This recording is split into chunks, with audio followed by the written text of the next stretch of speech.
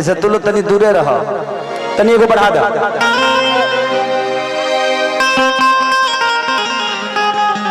एगो औरत होली, यही होली में अपना पति से रिक्वेस्ट करतिया, आ कहतिया के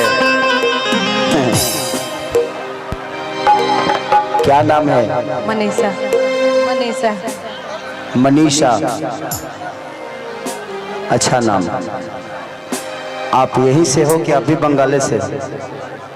आप गोरखपुर से हो? पगली कहाँ रहती थी? मैं बहुत शूटिंग किया हूँ उधर। पहले मिली होती तो हमारे बीच में कुछ हुआ होता, नंबर का लेन देन। मैंने तेरे लोग लेहला देहला में एक चीज हवेला, आदमी लेहल जहल नंबर ओवर ना कर सकेला, वो करेला खाली। अरे आप सोच बदलिए, एक शब्द का एक अर्थ नहीं होता है, उसके हजारों अर्थ होते हैं। वो आप पे निर्भर करता है कि आप उस अर्थ को, उस रिश्ते को किस तरीके से देख रहे हैं। इसका मेरा रिश्ता बहुत पुराना है। ये मोबाइल ना रखे। ए देखो, पुराना है तो हतना नहीं हो जाइबे। एक नानो नहीं हो रहा बाबू। आओ प्लीज, मेरी बातों को बुरा मत मानना। मैं जो भी बोलता हूँ, मैं जानता हूँ कि ये सारी बातें मेरी YouTube पे जाने वाली है, लेकिन स्टेज पे कोई भी कलाकार अगर कुछ बोलता है तो सिर्फ अपने पब्लिक के मनोरंजन के लिए। यहाँ अगर हम प्रवचन करेंगे तो कोई खेसारी को नहीं सुनने वाला। प्रवचन के लिए हमारे धीरेन्द्र शास्त्री जी ठीक है, वहां तक ठीक है। 3 तारीख को मेरा वहां भी कार्यक्रम है, मैं वहां जा रहा हूं कार्यक्रम करने के लिए 3 तारीख को, 3 मार्च को। तो इसलिए ये स्टेज है और एक मनोरंजन के लिए हमें बुलाया गया है, तो मनोरंजन में कोई चीज गलत नहीं होती है। अरे भाई, दूधू को स्टैचू बना ले बड़ी हमार। अच्छा, अरे भाई भाई अभी हो, वही जरा ये सब मत किया करो। इधर मम्मी को रखो, इधर पापा को रखो। हम तुम्हारे भाई हैं, तुम्हारे दिल में है, हमारे लिए बहुत है। ठीक है बेटा, मम्मी पापा ने आपको पैदा किया है, उनका भी स्टैचू हो सके तो बनवा लेना, ठीक है? अभी बनवाए हैं। बाप रे, जब से सोमिया पोखरेल बेचारी आई लो, तब से स्टैचू के रेट बढ़वा दे हलस का ये सोमिया। अच्छा कहलू, लेकिन ठीक बा बाबू, तहरा चलते बड़ा मोय लोग अपन देह छिलवा लेता। कि केकरा से ने हब सवा भतार रही है होली के बाद, कि देवरा तो कोई सहार कैसे रही फगुआ भार, कि पल पल तया भतार रही है होली के बाद। 1 2 3 4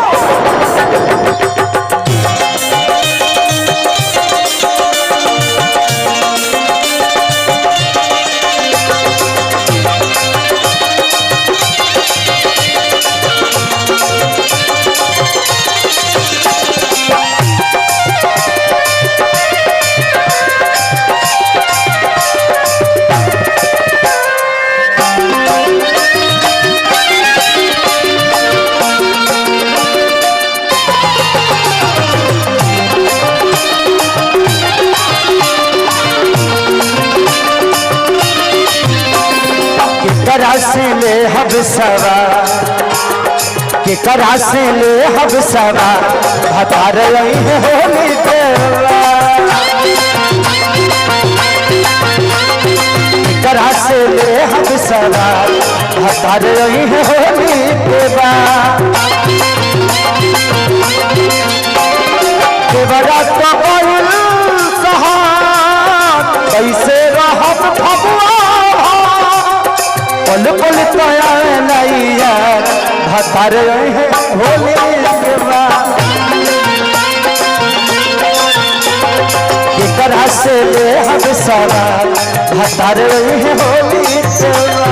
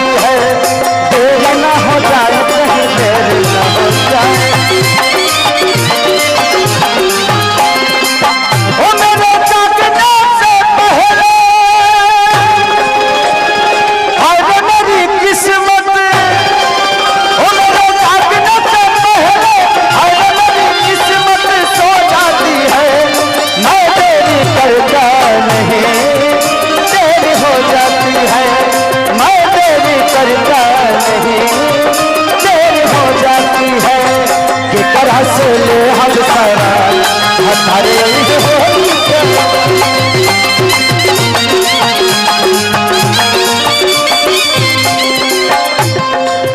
औरत कहती है हमर चढ़ल जवानी जैसे चुआ छानी घर मरद न बाटे तबानी हो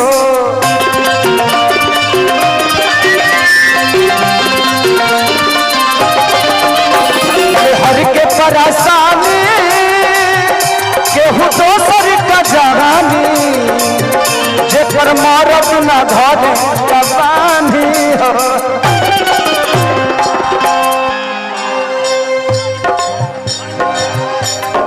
फसल कुली होता बरवा सुखता डल लगना खात हतार होली केकरा से ले हम सरा हतार होली केवा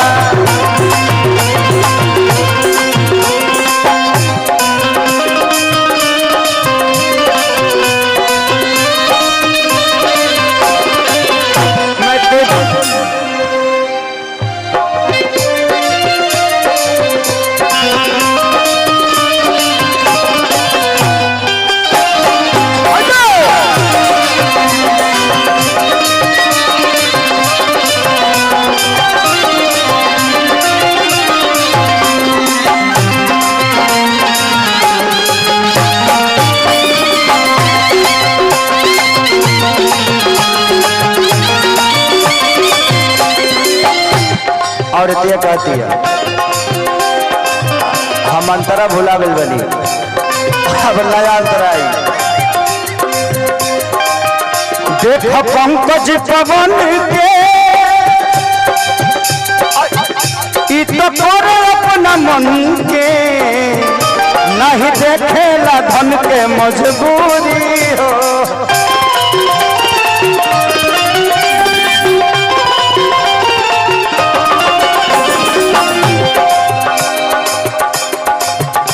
अखिलेश तहरा धन के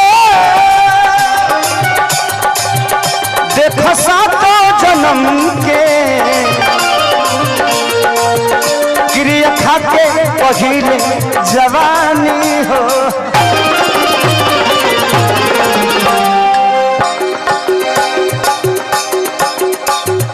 के डाली फसल में खाद के डाली फसल में खाद भाषा रंग है होली